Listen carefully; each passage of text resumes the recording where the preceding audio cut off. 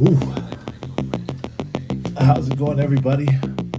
Welcome to another unboxing. Today we are going to be unboxing this HK-87 assassin droid from the Ahsoka series. He wasn't somebody who I saw and was like, I need to have this figure. But then when I saw him in person, the soft goods really got me on this. And on top of that, I love a full red droid. I don't have one that's like that, at least I don't think. And so I needed to have this guy for my collection just to make my droid line pop a little bit in color. So let's unbox this guy and check him out. Super simple, but should be dope. All right, here he is, the HK-87 assassin droid. Let's check him out. He has a modified looking blaster, really different, but it feels like a combination of different weapons that we've seen throughout the Star Wars universe. It's cool to have a new addition to our arsenal.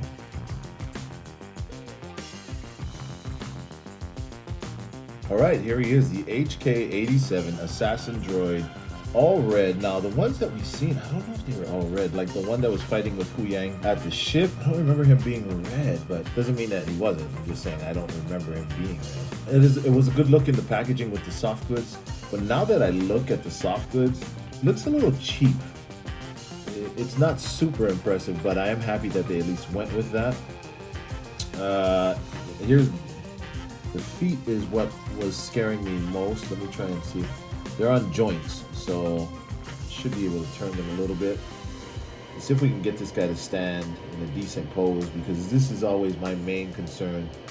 Much like the K-2SO figure and guys with the smaller base, I always have a concern of them not being able to stand up, just like a lot of the female characters, like the Jaina Solo character with her boots and Princess Leia. Sometimes you'll have a hard time getting them to pose and stand up. I seem to be having that problem with this guy here, so let's see if we can get something to stick.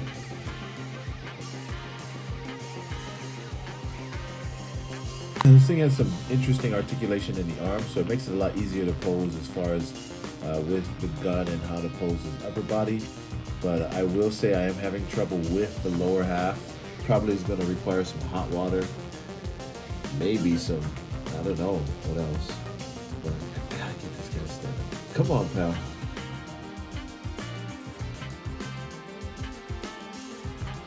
pal. 1 week later. And there we go. Once again, much like a lot of the other droids with a very slim base, it's going to take a little bit of management between weight distribution between the top and the bottom of the body. Of course, adjusting the joints. I will say he's a cool looking droid. Some of the details of him are pretty cool. So, because of the details and stuff, I'll give this an 8.5. And the only reason I will say that is because they still haven't figured out the bottom of the body and how to make that a lot easier as far as posing. But as far as the look, man, I will give the look a 10. He's an upgrade of the different droids that we've gotten in the past, especially coming from a show like Ahsoka, where you may not necessarily want to add all of those figures that they have, but I mean, I probably want to add a lot of them. Nonetheless, I like this guy. Just as I say that, right? Hold on.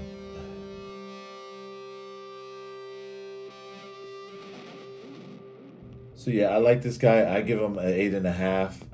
I will say he's probably a must-have because of the fact that he's all red. But let me know what you guys think. As always, make sure that you comment, like, share, subscribe, and or follow the Murphy Street Collector, Murphy Street Podcast, Murphy Street Productions. And until I see you guys next time, shoots.